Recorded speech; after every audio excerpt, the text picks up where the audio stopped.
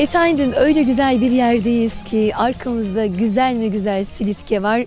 Silifke'nin ortasından geçer Göksu Nehri'nin güzelliğinde biz de türkülerle birazcık katkı koyalım istiyoruz ve hocamıza mikrofonu uzatıyoruz. Hocam nasıl güzel bir şehir burası. Evet, çok güzel gerçekten. Doğası güzel, havası güzel, insanı güzel, kültürü güzel bir yerdesiniz. Bu güzelliği de bizler türkülerle birazcık süsleyelim, ne dersiniz? Olur. Hay. En iyi yaptığımız iş odur. Kerem yapalım isterseniz, arzu ederseniz. Ondan evvel de bir Silifke'ye ait kısa bir uzun havayla açılış yapalım. Kerem'e bağlayalım.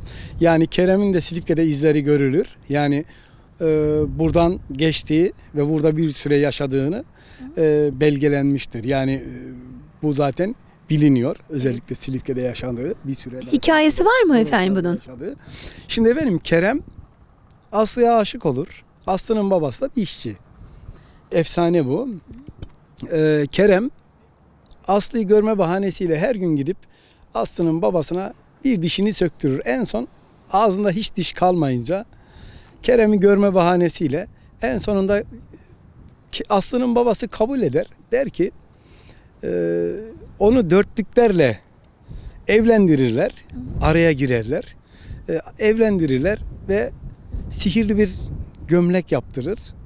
Onu dörtlüklerle çözecek. Elini dokunmadan çözmesi gerekiyor. İşte çöz aslım çöz göğsün düğmelerini derken onu anlatmak ister. En son düğmeye gelince tekrar şey yapar, kapanır düğmeleri. Kerem Aslı'nın aşkıyla yanar, en son kendi ateşiyle yanar. Aslı da onun küllerini saçlarıyla süpürmek isterken o da yanar.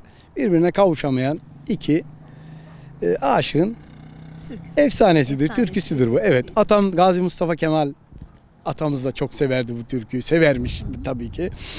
Hatta Silifke'ye geldiğinde hep bu türküyü dinlermiş. Bunu tabii Afet İnan'ın notlarından okuyoruz. Bir Kerem yapalım atanın ruhuna.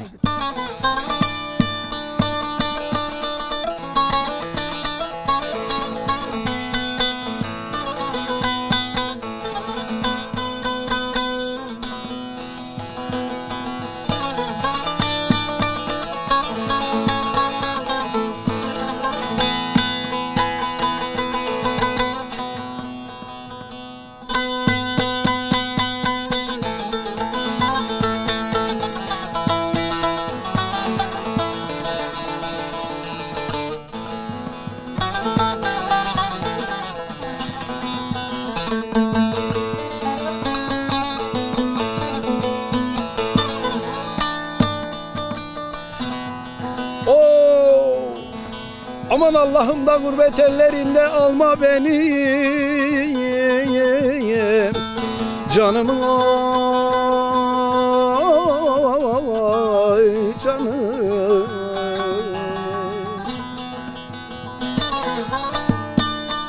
Oh, duyar düşmanlarım da şad olur bana, şad olur bana, şad olur. Ülen ölürdüm yoluna da ya, ölmez bellemeye, belleme. Ayrılık güneşini de sen doldurdun sineme, vay vay sineme. Ülen ölürdüm yoluna da ya, ölmez bellemeye, belleme kardeş. Ayrılık güneşini de sen doldurdun sineme, vay vay sineme.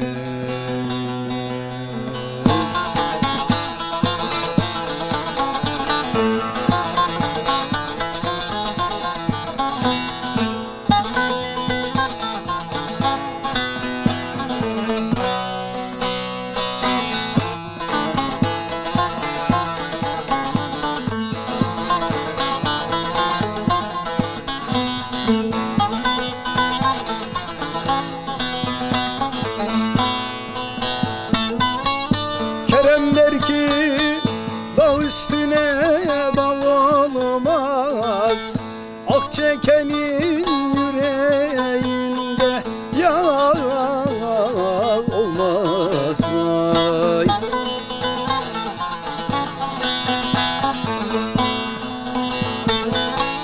Aslım ölür gider ele yar olmaz. Çöz aslım çöz göğsün düğmelerini vay.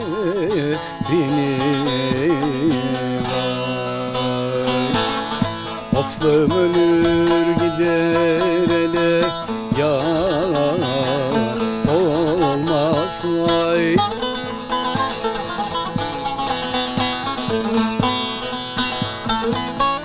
Çöz aslım çöz göğsün düğmelerini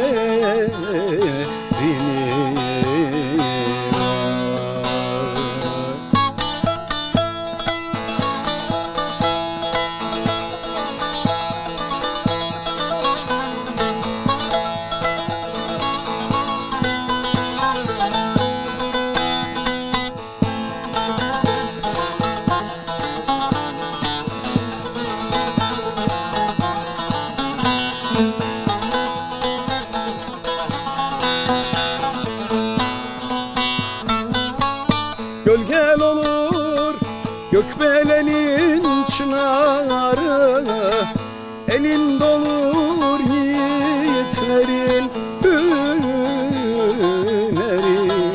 vay.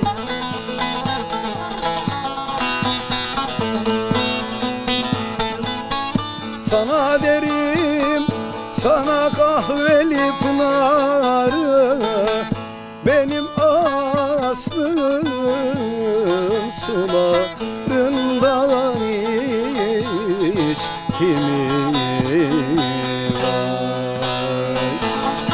Sana derim sana vaifeli pınarı vay.